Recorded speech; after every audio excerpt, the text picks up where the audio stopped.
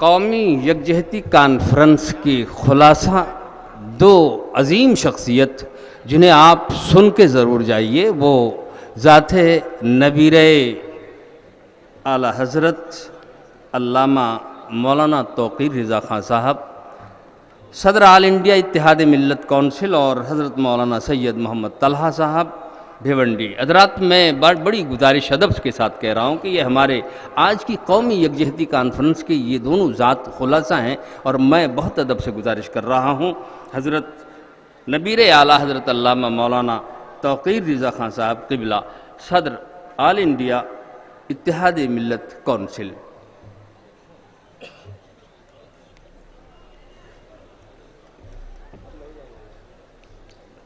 حضرت، وہ میری ذمہ داری ہے جو میں آپ تک پہنچاؤں۔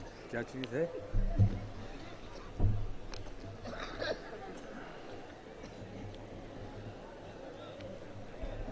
جناب صدر اور حاضرین جلسہ، السلام علیکم ورحمۃ اللہ وبرکاتہ۔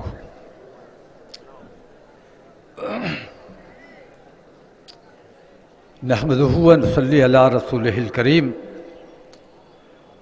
اما بعد فاعوذ باللہ من الشیطان الرجیم، بسم اللہ الرحمن الرحیم۔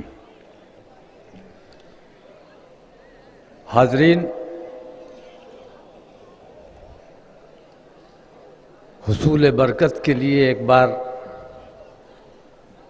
بلند آواز سے درود شریف کا نذرانہ پیش فرمائیں۔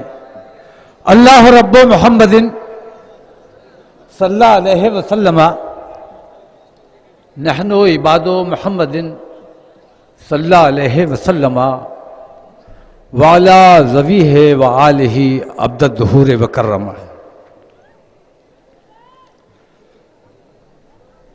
حاضرین، میرے ساتھ اکثر جگہوں پہ یہی ظلم ہوتا ہے کہ آخر میں نمبر آتا ہے، اور نمبر اس وقت آتا ہے جب سامعین کا منہ کھلنے لگتا ہے اور آنکھیں بند ہونے لگتی ہیں۔ لیکن آپ لوگوں کی بیداری قابل مبارکباد ہے، آپ لوگوں کا جذبہ قابل مبارکباد ہے، اور خاص طور سے اہل ابراہیم پور نے جس جذبے، جس شوق کے ساتھ یہ جلسہ منعقد کیا، ہندوستان کو ایک پیغام دینے کا ارادہ کیا، اس کے لیے میں اہل ابراہیم پور کو مبارکباد پیش کرتا ہوں، اور خاص طور سے جو کمیٹی ہے جس نے مجھے مدعو کیا، اس میں خاص طور سے میں نام لینا چاہوں گا۔ چھوٹا سا بچہ ہے، پتہ نہیں بچہ لگتا ہے یا واقعی ہے، فیصل۔ سچی بات یہ ہے کہ میرے حالات اس وقت ایسے نہیں تھے کہ میں آپ کے درمیان حاضر ہو سکتا، لیکن فیصل نے اتنی میری جان کھائی، بار بار منع کرنے کے باوجود یہ مجھے فون کرتا رہا، سفارشیں بھی کرواتا رہا۔ بالآخر میں نے جان چھڑانے کی نیت سے یہ کہہ دیا کہ بھائی 1,00,000 روپیہ میرے اکاؤنٹ میں جمع کرو، میں تب آؤں گا۔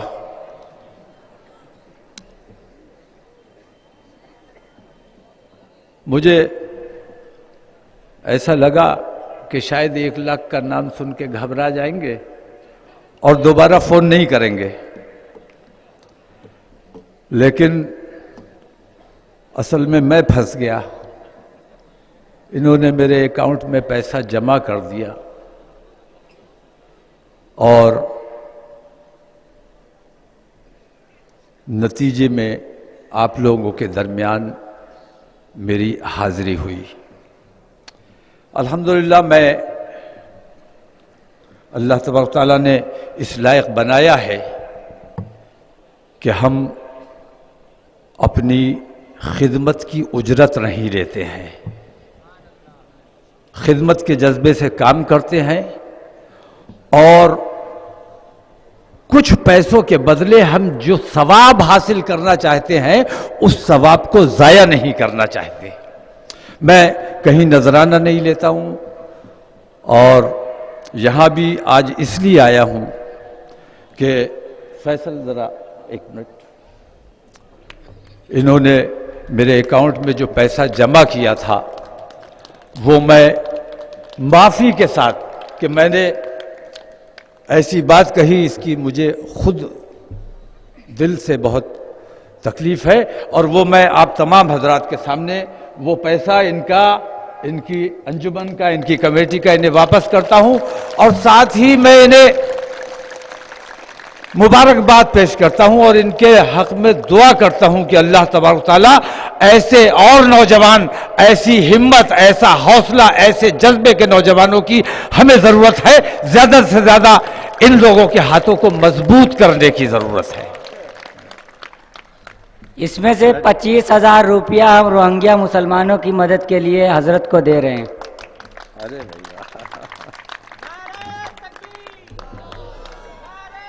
حاضرین،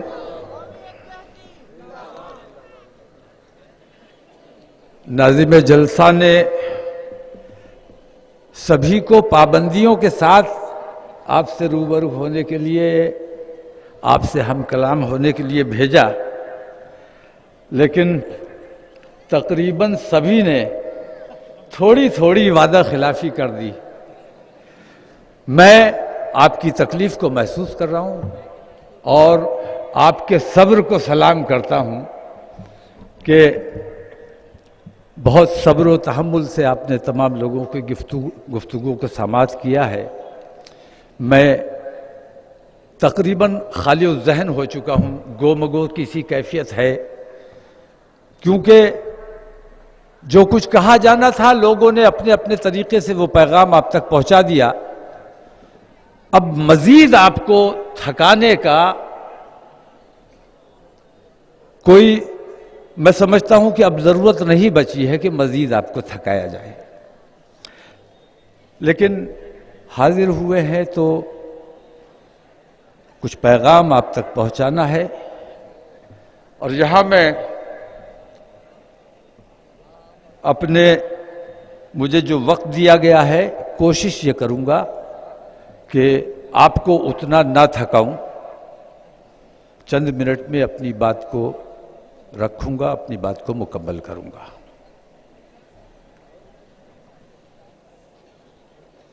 اپنے شورا سے،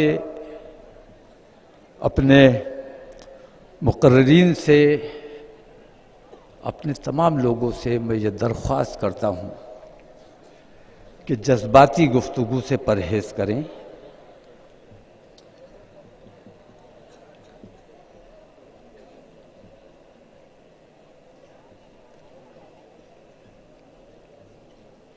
پوری دنیا کو، خاص طور سے ہندوستان میں دیکھتا ہوں کہ آر ایس ایس مسلمانوں سے کہا جاتا ہے کہ تمہاری دشمن ہے، اور مسلمان کو بھی یہ لگتا ہے کہ آر ایس ایس ہے، وشو ہندو پریشد ہے، بجرنگ دل ہے، یہ وہ تمام تنظیمیں ہیں جو مسلمانوں کی دشمن ہے۔ میرے بھائیوں، سچائی یہ نہیں ہے۔ یکجہتی کا جلسہ یہاں اہل ابراہیم پور نے کیا ہے تو یکجہتی کی بات ہونی چاہیے، اور یکجہتی لوگوں کو للکار کر نہیں کی جا سکتی، اپنا اخلاق اور کردار پیش کرنے کی ضرورت ہے۔ ہم لوگوں کو للکار دیں کہ ہم تمہارا ہاتھ مروڑ دیں گے، ہم تمہاری ٹانگیں توڑ دیں گے، ہم تمہیں جان سے مار دیں گے، اور پھر یہ کہیں کہ ہم یکجہتی چاہتے ہیں، یہ کون سی یکجہتی ہے؟ یکجہتی للکار کر نہیں، اخلاق سے، محبت سے، پیار سے پیار کا اظہار کرو، یکجہتی تبھی قائم ہو سکتی ہے۔ میں یہاں صرف اتنا کہنا چاہتا ہوں کہ ہندوستان کا مسلمان برادریوں میں بٹا ہوا ہے، پارٹیوں میں بٹا ہوا ہے، مسلکوں میں بٹا ہوا ہے، اور اس بٹوارے کے باوجود اگر تھوڑا بہت کہیں اتحاد ہے تو وہ اس RSS کی وجہ سے ہے۔ اگر ان کی بے ایمانی سامنے نہ آتی تو ہم میں جو تھوڑا بہت اتحاد نظر آ رہا ہے یہ اتحاد بھی نظر نہیں آتا۔ دشمن کا ہونا بہت ضروری ہے، اور ان کے ساتھ کسی قسم کی یکجہتی نہیں کی جا سکتی۔ کسی بھی بے ایمان سے ہمارا کوئی اتحاد کسی قیمت پر نہیں ہو سکتا۔ ہمارا اتحاد ان سے ہو سکتا ہے جو اپنے وطن سے محبت کرتے ہیں، اپنے دیش سے پیار کرتے ہیں، اور ہندو مسلم ایکتا ہندوستان میں چاہتے ہیں۔ ان سے ہمارا اتحاد ہوگا، اور ان سے اتحاد کرنا ہماری ذمہ داری ہے، کیونکہ ہم اپنے وطن عزیز سے محبت کرتے ہیں۔ جو ہمارے وطن کے غدار ہیں، جو ہمارے وطن کو برباد کر دینا چاہتے ہیں، جو ہمارے ملک کے ترقی کو ختم کر دینا چاہتے ہیں، ان سے کسی قسم کے اتحاد کی کوئی گنجائش نہیں ہے۔ اتحاد ہمارے ملک کی ضرورت ہے، لیکن میں آپ سے کہتا ہوں وشو ہندو پریشد کو دوش مت دو، RSS کو دوش مت دو۔ دوسرے کی طرف انگلی اٹھانے سے پہلے اپنے گریبان میں جھانکو۔ ہمارا کردار کیا ہے، ہمارا اخلاق کیا ہے؟ میں کہتا ہوں کہ RSS ہمارا مسئلہ نہیں ہے، بھارتیہ جنتا پارٹی ہمارا مسئلہ نہیں ہے۔ ہمارا اگر مسئلہ ہے کوئی تو وہ فقیر، وہ بھکاری جو اپنی پوری شناخت کے ساتھ روڈ ویز پر، بیریئر پر جگہ جگہ بھیک مانگتا ہے، اپنے اس کے داڑھی بھی ہے، اس کے ٹوپی بھی لگی ہوئی ہے، پوری شناخت کے ساتھ بھیک مانگ رہا ہے۔ ہمارا وہ مسئلہ ہے، کیونکہ وہ پوری قوم کو ذلیل کرنے کا کام کرتا ہے۔ ہمارا اگر کوئی مسئلہ ہے تو وہ مسلمان ہمارا مسئلہ ہے جو شاندار کاروں میں سفر کرتا ہے، بہترین مکانوں میں رہتا ہے، صاحب حیثیت ہے، لیکن اپنی شناخت چھپاتا ہے۔ کسی بھی طرح سے اس کو پہچانا نہیں جا سکتا کہ مسلمان ہے کہ کون ہے۔ ہمارا مسئلہ وہ ہے۔ ایسے دولت مندوں کی موجودگی میں جب ہمارے لوگ بھیک مانگتے ہیں تو وہ مسلمان جو اپنی شناخت چھپاتا ہے اس لیے کہ مجھے مسلمان نہ سمجھا جائے، ایک وہ مسلمان جو بھیک مانگ کر ہمیں ذلیل کر رہا ہے، ایک وہ مسلمان جو ان خراب حالات میں بار بار سمجھانے کے باوجود جو گائے کو کاٹتا ہے، جو گائے کو کھاتا ہے، وہ مسلمان ہمارا مسئلہ ہے۔ ہمارا مسئلہ وہ مسلمان ہے جو اپنے آپ کو عالم کہتا ہے، اپنے آپ کو مفتی کہتا ہے، اور جاہلانہ گفتگو کرتا ہے، جا کر ٹی وی پر ڈیبیٹ میں بیٹھتا ہے اور پوری قوم کو ذلیل کرنے کا کام کرتا ہے۔ ایسے مسلمان ہمارا مسئلہ ہے۔ ہمارے مسائل بہت سے ہیں، باہر کی بات بعد میں کرنا، پہلے اپنے گھر کو ٹھیک کرو۔ جس دن گھر ٹھیک کرنے میں کامیاب ہو جاؤ گے اس دن تمام لوگوں کو ٹھیک کرنے میں کامیاب ہو جاؤ گے۔ اب اگر اپنے آپ کو ٹھیک نہیں کر سکتے، میں آج کہتا ہوں، نریندر مودی کہتے ہیں کہ سوچھ بھارت ابھیان چلایا جائے گا۔ صفائی تو نصفی ایمان ہے۔ مسلم محلوں کو دیکھو، سوچھ بھارت ابھیان چلایا جا رہا ہے، کوڑا ڈال ڈال کے جھاڑو لگا رہے۔ یہ کون سا ابھیان ہے؟ میں آپ تمام حضرات سے صرف اتنی درخواست کرنا چاہتا ہوں کہ، اور اپنے علماء سے بھی، میں اپنے علماء سے بھی بار بار کہتا ہوں کہ اللہ کے واسطے یہ جو عوام ہے یہ بچوں کی مانند ہے۔ ان سے وہ مت کہو جو ان کو اچھا لگتا ہے، بلکہ ان سے وہ کہو جو ان کے لیے اچھا ہے۔ بچوں کو تو آگ میں ہاتھ ڈالنا اچھا لگتا ہے، خوبصورت لگتی ہے، آگ میں ہاتھ ڈال دے گا، لیکن بڑے اس کی پرواہ نہیں کرتے، پیرنٹس اس کی پرواہ نہیں کرتے کہ بچہ روئے گا، ناراض ہوگا، لیکن زبردستی اس کا ہاتھ روکا جاتا ہے۔ بچہ اسکول نہیں جانا چاہتا، بچے کی ناراضگی کی پرواہ کیے بغیر اس کے والدین اسے زبردستی اسکول بھیجتے ہیں۔ تو میں اپنے علماء سے بھی یہ درخواست کرتا ہوں کہ ہمیں اپنے لوگوں سے، اپنی عوام سے وہ گفتگو کرنا چاہیے جو ان کے لیے اچھی ہے، وہ گفتگو نہ کی جائے جو ان کو اچھی لگتی ہے۔ ان کو تو لطیفے اچھے لگیں گے، جوکس اچھے لگیں گے، جوک سنائیے، تالی بجائیں گے۔ مجھے بتایا گیا کہ یہاں تالیوں پہ پابندی لگا دی ہے۔ آچار سنہتا کہاں لگی ہوئی ہے؟ یہاں تو جہاں چناؤ ہو رہا ہے وہاں آچار سنہتا ہے، لیکن تالی تمہیں بجانا بھی نہیں چاہیے کیونکہ تم تالی والے لوگ نہیں ہو۔ تالی تو جن کا کام ہے بجانے کا وہ بجاتے ہیں، انہیں بجانے دو۔ تم تو اگر کسی کی بات اچھی لگتی ہے، پسند آتی ہے، تو سبحان اللہ ہے، الحمدللہ ہے، ماشاء اللہ ہے، ثواب بھی ملے گا، تعریف بھی ہو جائے گی۔ تو اپنی بات کو ختم کرنے سے پہلے انشاءاللہ کسی وقت آئیں گے، اور میں آپ لوگوں سے وعدہ کرتا ہوں کہ انشاءاللہ کسی روز دن میں بلاؤ۔ اور میں نے فیصل سے کہا تھا کہ بھائی اسٹیج پہ بہت بھیڑ لگاؤ گے، وقت دینا محال ہو جائے گا، اپنا پیغام دینا ہے تو اس کو کم سے کم اتنا وقت تو ملے کہ اپنی بات پہنچا سکے۔ بھیڑ مت لگاؤ، قائد قرینے کے لوگوں کو، سلیکٹڈ لوگوں کو بلاؤ تاکہ وہ اپنے لوگوں کو ٹھیک طرح سے نصیحت کر سکیں، ٹھیک بات بتا سکیں۔ میں اپنی بات کو ختم کرنے سے پہلے آپ تمام حضرات سے میں آپ جتنا تھک گئے ہو اس سے زیادہ میں تھکا ہوں، کیونکہ میں لمبا سفر کر کے آیا ہوں اور مجھے کھانے کی دعوت دی گئی۔ میں نے کہا کہ بھائی جس کام کے لیے آیا ہوں پہلے وہ کر لوں، اس کے بعد کھانا کھا لیں گے۔ بھوکا بھی ہوں پورے دن کا، لیکن پورے ہندوستان کا دورہ کرتے ہیں الحمدللہ، جگہ جگہ جاتے ہیں، لوگوں تک اپنی بات پہنچاتے ہیں، سمجھانے کی کوشش کرتے ہیں۔ آپ حضرات کے علم میں ہوگا، ہم جو کچھ بھی کرتے ہیں حصول دولت یا حصول عہدہ یا حصول شہرت کے لیے نہیں کرتے ہیں، بلکہ اپنے رب کی رضا حاصل کرنے کے لیے کرتے ہیں۔ اور اللہ تبارک تعالیٰ نے تمام چیزوں سے نوازا ہے، کسی چیز کی کوئی کمی نہیں ہے، تو دل میں یہ احساس ہے کہ اللہ نے جب سب چیزوں سے نوازا ہے تو کہیں نہ کہیں کچھ ہماری ذمہ داری ہے۔ میں اپنے سامعین سے یہ خاص طور سے کہہ دینا چاہتا ہوں کہ یکجہتی اگر واقعی ہندوستان میں قائم کرنی ہے تو یکجہتی قائم کرنے کے لیے یہ ضروری ہے۔ صرف بیانات جاری کرنے سے،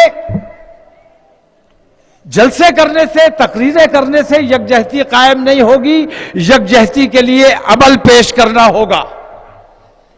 انسانیت، بھائی چارہ اور انسانیت کی دہائی تو تمہیں بار بار دینی ہے، دینی پڑے گی۔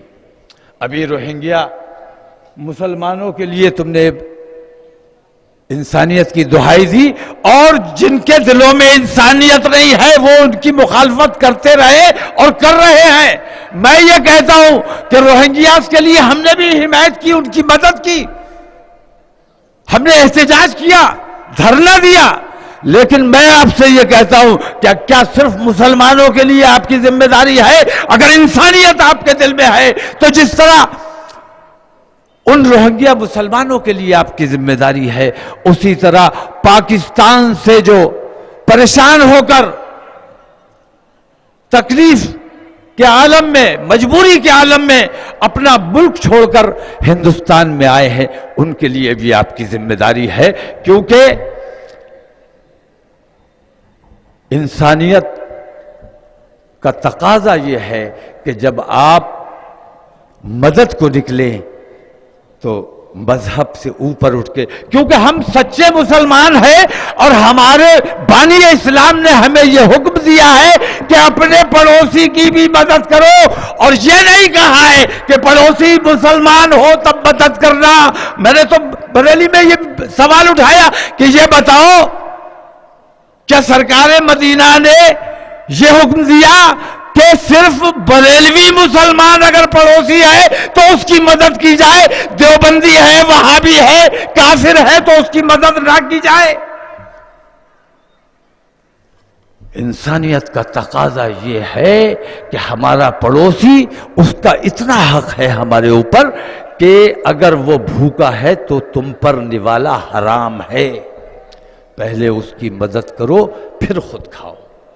میں پاکستانی ہندوؤں کے لیے خاص طور سے آپ تمام لوگوں سے یہ درخواست کرتا ہوں، پاکستانی ہندوؤں کی آپ کی ذمہ داری زیادہ ہے، کیونکہ پاکستانی ہندوؤں کو دکھا کر آپ کے خلاف فرقہ پرست طاقتیں یہاں ماحول بنانے کی کوشش کریں گی اور کر رہی ہیں۔ وہ یہ بتا رہی ہے کہ پاکستان میں ان کے پاس طاقت ہے تو انہوں نے پاکستانی ہندوؤں کا جینا حرام کر دیا ہے۔ تمہاری ذمہ داری زیادہ ہے، کیونکہ مسلمانوں کے ستائے ہوئے ہیں، اس لیے مسلمانوں کی ذمہ داری ہے کہ ان کی سرپرستی کرے، ان کے سر پر ہاتھ رکھے، ان کی مدد کرے، ان کو۔ میں نے تو وہاں گیا تھا، میں صرف بیان نہیں دیتا ہوں، میں عمل کر کے دکھاتا ہوں۔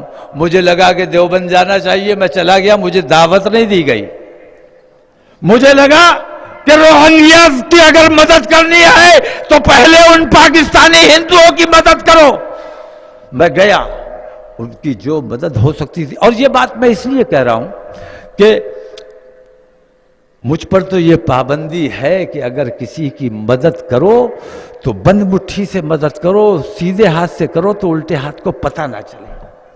لیکن مجھے بتانا اس لیے پڑ رہا ہے کیونکہ میں یہ چاہتا ہوں کہ تم میں سے جو صاحب حیثیت لوگ ہیں وہ آگے آئیں۔ تقریباً 65,000 پاکستانی ہندو ہندوستان میں آئے ہوئے ہیں۔ اگر تم سچے ہندوستانی ہو اور ہندوستان کو اپنا وطن مانتے ہو، اپنا دیش مانتے ہو، اپنے دیش سے پیار کرتے ہو تو تمہارے دیش میں آئے ہیں، تمہارے مہمان ہیں، اس لیے تمہاری ذمہ داری ہے، اگر اللہ نے اس لائق بنایا ہے تو ان میں سے ایک پریوار کو ایڈاپٹ کر لو، ایک پریوار کا خرچ اٹھا لو، ایک پریوار کی بہن بیٹی کی شادی کروا دو، ایک پریوار کے بچے کو اسکول کا خرچ اٹھا لو۔